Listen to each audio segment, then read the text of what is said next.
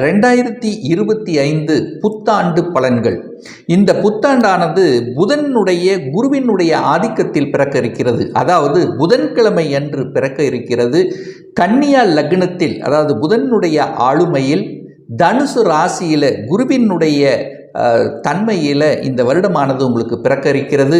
இந்த வருடம் 3 கிரக பெயர்ச்சிகள் நடக்க இருக்கிறது.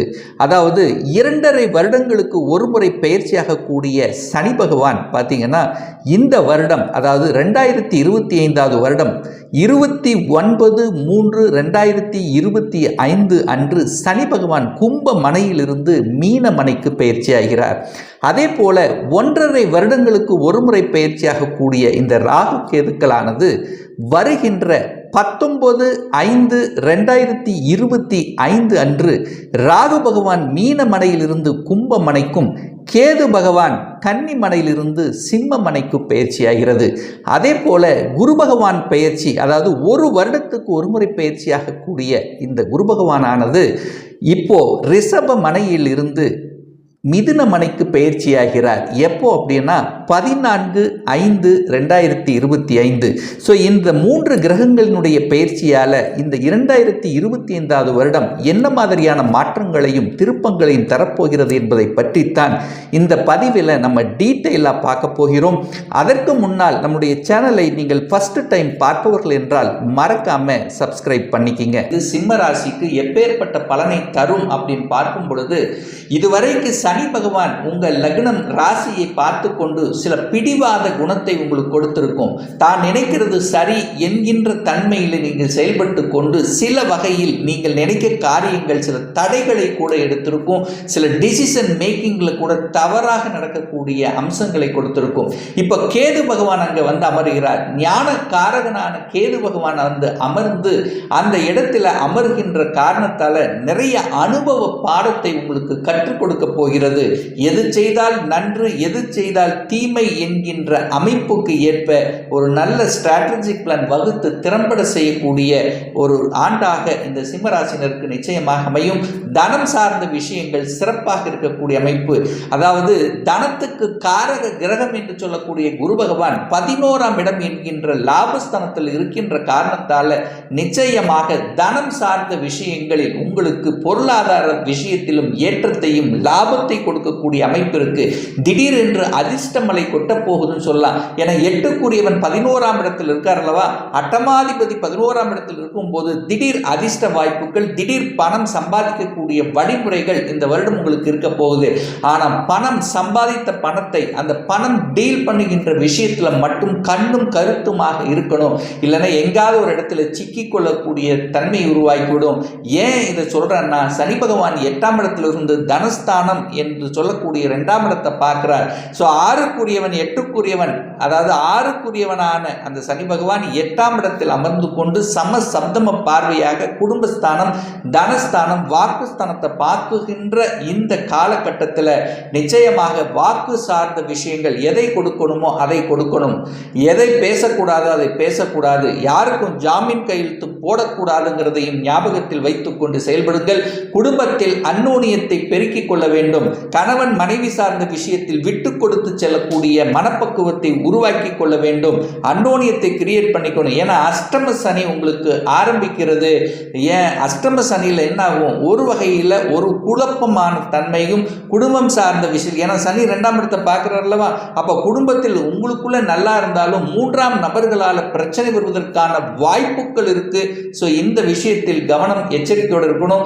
முயற்சி ஸ்தானம், தைரிய வீரியம் நன்றாக இருக்க போகிறது அப்படின்னு சொல்லலாம். ஏன் சொல்ற அப்படின்னா, குரு பகவான் 11ஆம் இடத்திலிருந்து தனது 5ஆம் பார்வையாக 3ஆம் இடத்தை பார்க்கிறார். அப்ப பிரயாணத்தின் மூலமாக அனுகூலம், அதாவது நிறைய டிராவல் செய்யக்கூடிய தன்மை இருக்கும். அந்த டிராவல்னால அனுகூலத்தை கொடுக்கக்கூடிய தன்மை ரியல் எஸ்டேட் சார்ந்த துறையில் இருக்கக்கூடியவர்கள், இந்த கன்சல்டன்சி, தரகு, இந்த மாதிரி இருக்கக்கூடிய இந்த சிம்மராசி என்பவர்களுக்கு நல்ல ஏற்றத்தை கொடுக்கக்கூடிய அமைப்பில் இந்த வருடமானது இருக்க போகிறது. அதே சமயத்தில் கலைத்துறையில் இருக்கக்கூடிய சிம்மராசி என்பவர்களுக்கு புதிய வாய்ப்புகள் திடீரென்று தேடி வரக்கூடிய தன்மைகள் இந்த காலகட்டம் உங்களுக்கு சிறப்பாக இருக்கு. இதை வரையில் பார்த்தீங்கன்னா சுகஸ்தானத்தை சனி பகவான் பார்த்து கொண்டு சுகஸ்தானத்தை கெடுத்து கொண்டிருந்ததுன்னு சொல்லலாம். அப்போ தாயினுடைய உடல்நலம் சார்ந்த விஷயத்தில் பிரச்சனைகள் ஏற்பட்டிருந்தது. தாய் வர்க்கம் ரீதியான தொந்தரவுகள் இருந்து கொண்டிருந்த சிம்மராசி என்பவர்கள் அதிலிருந்து விடுபட போகிறீர்கள் அப்படின்னு சொல்லலாம். அதே சமயத்தில் பார்த்தீங்கன்னா ஒரு வீடு வண்டி வாகனம் வாங்கக்கூடிய யோகமும் திடீர் என்று வாங்கக்கூடிய யோகம் இந்த காலகட்டத்தில் இருக்கிறது. இதுவரைக்கும் ஒரு வாடகை வீட்டில் இருக்கிற சொந்த வீடு இல்லாத இந்த சிம்மராசி என்பவர்களுக்கு சொந்த வீடு வாங்கக்கூடிய யோகம் இருக்கிறது. இதுவரைக்கு ஒரு 2 வீலர் தான் நான் வச்சுட்டு இருக்கேன், இப்போ 4 வீலருக்கு கன்வெர்ட் பண்ணக்கூடிய பாக்கியமும் இந்த காலகட்டம் உங்களுக்கு சிறப்பாக இருக்கு அப்படின்னு ஸ்ட்ராங்கா சொல்லலாம். குரு பகவான் 5ஆம் இடத்தை பார்க்கிறார். பூர்வ புண்ணிய ஸ்தானம் பஞ்சம ஸ்தானத்தை பார்க்கறதுனால குழந்தைகள் சார்ந்த விஷயத்தில் நல்ல அனுகூல மேன்மையை தரப்போகிறது. குழந்தைகளுடைய படிப்பு நன்றாக இருக்க போகிறது. குழந்தைகள் வெளிநாட்டில் போய் படிக்கக்கூடிய அமைப்பு இருக்கிறது. உங்க பேச்சு கேட்காத குழந்தைகள் இப்ப கேட்க போகிறார்கள். அந்த குரு பகவான் 5ஆம் அதிபதியாக இருக்கக்கூடிய குரு பகவான் 5ஆம் இடத்தை பார்த்து புனிதப்படுத்துகின்ற காரணத்தால 5ஆம் இடம் நல்ல நிலையில் இருக்க போகிறது. 5ஆம் இடம் நன்றாக இருந்தால் என்ன நடக்கிறது? திடீரென்று ஒரு சிலருக்கு பதவி கிடைக்க போகிறது. அப்ப பதவி கிடைத்தால் என்ன? அடுத்த வளர்ச்சி தானே.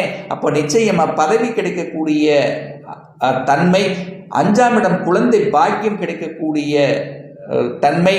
அரசியல்ல ஒரு சிலருக்கு அரசியல் என்றாகக்கூடிய வாய்ப்புகள். விளையாட்டுத் துறையில் இருக்கக்கூடிய சிம்மராசி என்பவர்களுக்கு ஜொலிக்கக்கூடிய தன்மை இருக்கிறது. சொல்லிக் கொடுத்தல் போதனைகளை செய்வது, அதாவது மற்றவர்களுக்கு உபதேசம் செய்யக்கூடிய அத்தனை விதமான தொழில்கள், தங்கம் சார்ந்த துறையில் இருக்கின்றவர்கள், அதே சமயத்தில் வங்கியில் பணியாற்றி கொண்டிருக்கக்கூடிய சிம்மராசி என்பவர்களுக்கு அதீதமான ஒரு வளர்ச்சி கொடுக்கக்கூடிய ஆண்டாக நிச்சயமாக அமையும். 6ஆம் அதிபதி 8ஆம் இடத்துல இருக்கிறதுனால மட்டும் கடன் விஷயத்தில் மட்டும் கவனமாக இருக்க வேண்டும். கடனை வளர்ப்பேன் அப்படின்னு சொல்லுகின்ற காரணத்தால கடன் விஷயம் தன்னுடைய கெப்பாசிட்டிக்கு மேல கடன் போகக்கூடாது. அப்படி செல்லுது அப்படின்னா கடனை வாங்கி கடனை அடைத்தல் இப்படிங்கிற நிலைமைக்கே சென்று கொண்டிருக்கக்கூடிய அமைப்பை உருவாக்கிறோம். என சனி பகவானும் போய் 8ஆம் இடத்தில் உட்கார்ந்திருக்கார். 6க்குரியவன் 8ல இருக்கார். கடன், நோய், எதிர்ப்பு, பகை, வம்பு, வழக்கு, அசிங்கம், அவமானம் இந்த மாதிரியான எந்த ஒரு விஷயத்துக்கும் செல்லக்கூடாது என்பதை ஆழமாக மனதில் பதிய வைத்துக் கொண்டு செயல்படுங்கள். இந்த சிம்மராசி என்பவர்கள் திருமணம் சார்ந்த விஷயங்கள் திடீர் என்று திருமணம் அமைக்கக்கூடிய வாய்ப்புகள், சந்தர்ப்பங்கள் இந்த காலகட்டத்தில் இருக்கு. சில தடைகளை கொடுத்தாலும் இந்த சிம்மராசி என்பவர்களுக்கு திடீர் திருமண பாக்கியமும் இருக்கத்தான் செய்கிறது. ஒரு சிலருக்கு வெளிநாட்டு செல்லக்கூடிய வாய்ப்புகள், அதாவது குடும்பத்தை விட்டு வெளிநாட்டில் சென்று பிழைக்கக்கூடிய, தொழில் செய்யக்கூடிய, வேலை செய்யக்கூடிய வாய்ப்புகள் இந்த காலகட்டம் இருக்கத்தான் இருக்கிறது. அதே சமயத்தில் state to state, district to district மாறுதல் செய்யக்கூடிய அமைப்பும் இந்த சிம்மராசினருக்கு அமையப்பெறுகிறது. தொழிலில் வேலையில் மட்டும் அகலக்கால் வைக்கக்கூடாது அப்படிங்கிறத ஞாபகத்தில் வைத்துக் கொள்ளுங்கள். இதுவரைக்கும் நான் சொந்த தொழிலில் இருக்கிற அப்படின்னா கூடுமான வரையில் இந்த காலகட்டம் உங்களுக்கு ஒரு நல்ல தசாபுத்தி நடக்குமே, ஆனால் எந்த பயமும் இல்லை. ஆனால் உங்களுக்கு ஏதாவது இந்த சிம்மராசி என்பவர்களுக்கு சனி திசை அல்லது சனி புத்தி நடக்குமேயானால் கொஞ்சம் கவனம் எச்சரிக்கையுடன் இருக்கணுங்கிறத ஞாபகம் வச்சுக்கோங்க. எந்த சிம்மராசி என்பவர்களுக்கு சனி திசை நடந்து கொண்டிருக்கிறதோ அல்லது சனி புத்தி ஓடிக்கொண்டிருக்கிறதோ, ஸோ அப்பேற்பட்டவர்கள் தொழில் சார்ந்த விஷயம், வேலை சார்ந்த விஷயம், குடும்பம் சார்ந்த விஷயத்தில் கவனம், எச்சரிக்கை என்பது ரொம்ப ரொம்ப முக்கியம் என்பதை ஞாபகத்தில் வைத்துக்கொண்டு செயல்படுத்துங்கள். அதே சமயத்தில் பார்த்தீங்கன்னா இது ஒரு சிலருக்கு பார்த்தீங்கன்னா இந்த வேலை, அதாவது அந்த 8க்குரியவன் 11ல் உட்கார்ந்துருக்கார் அல்லவா, அந்த குரு பகவான் 11ஆம் இடமான லாபஸ்தானத்தில் உட்கார்ந்துருக்கார். அப்போ தனம், திடீர் தனமலை, ஏதாவது ஒரு ரூபத்தில் பொருளாதாரத்தில் நினைத்து பார்க்க முடியாத அளவுக்கு திடீர் வளர்ச்சி கொடுக்கக்கூடிய அமைப்பை ஒரு சிலருக்கு நிச்சயமாக ஏற்படுத்தும். என 8க்குரியவன் அட்டமாதிபதி 11ஆம் இடமான லாபஸ்தானத்தில் இருக்கிறதுனால மற்றவர்களுடைய பணம் ஏதாவது ஒரு ரூபத்தில் உங்களுக்கு கிடைக்க செய்யும். அப்ப என்ன, திடீர் ப்ரமோஷன் கிடைக்கும், திடீர் சேஞ்சஸ் நடக்கும். அந்த சேஞ்சஸ் ஓகே, அதாவது அந்த சேஞ்சஸ் உங்களுக்கு நல்லதா, அதாவது அரசாங்கத்துக்கு விரோதமாக இருக்குதா அப்படிங்கிறத மட்டும் பார்த்து கொள்ளுங்கள். அப்படி அரசாங்க விரோதத்துக்கு செயல்படக்கூடிய காரியங்கள் ஈடுபடும் போது நிச்சயமாக உங்களுக்கு தொந்தரவு ஏற்படுத்தும். என சனி பகவான் 8ஆம் இடம் அஷ்டம சனியில் இருக்கிற காரணத்தால மனம் குழப்பக்கூடிய தன்மை, மனம் சார்ந்த விஷயத்தில் சில பிரச்சனைகளை கொடுக்கக்கூடிய அமைப்புகளை உருவாக்கிவிடும். ஸோ அஷ்டம சனி நடக்கிறதுனால மட்டும்தான் நான் என்ன சொல்றேன், பண விஷயத்தில் கவனமாக இருக்கணும், குடும்ப விஷயத்தில் கவனமாக இருக்கணும், யாருக்கும் ஜாமீன் கையெழுத்து போடக்கூடாது, கடன் விஷயத்தில் எதிர்ப்பு பகைங்கிறது நிச்சயமாக இருக்கும்.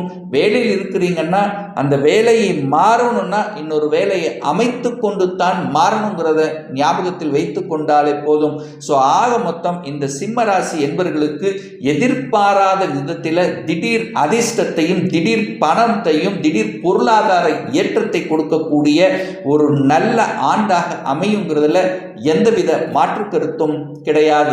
ஒரு பர்சனல் கன்சல்டேஷன் எடுத்துக்கணும் என்று விருப்பப்படக்கூடிய அன்பர்கள் டிஸ்பிளே தெரியக்கூடிய நம்பருக்கு வாட்ஸ்அப் மூலியமாகவோ ஃபோன் கால் மூலியமாகவோ தொடர்பு கொண்டு அப்பாயின்மெண்ட் பெற்றுக்கொண்டு கன்சல்டேஷன் எடுத்துக்கலாம். இந்த பதிவு நிச்சயமாக உங்களுக்கு ஏதாவது ஒரு ரூபத்தில் யூஸ்ஃபுல்லாக இருக்குங்கிறதுல எந்தவித மாற்று கருத்தும் கிடையாது. நம்ம சேனலை ஒரு ஃபர்ஸ்ட் டைம் நீங்கள் பார்ப்பவர்கள் என்றால் மறக்காம சப்ஸ்கிரைப் பண்ணிக்கிங்க. பக்கத்தில் இருக்கக்கூடிய பெல் பட்டன் மற்றும் ஆல் நோட்டிஃபிகேஷனை கிளிக் பண்ணும்போது நான் போடக்கூடிய அடுத்தடுத்த பதிவுகள் உங்களுடைய நோட்டிஃபிகேஷனில் வந்து சேரும். மீண்டும் ஒரு நல்ல பதிவில் உங்களை சந்திக்கும் வரை உங்களிடமிருந்து விடைபெறுவது உங்கள் அஸ்ட்ராலஜர் டாக்டர் சதீஷ்.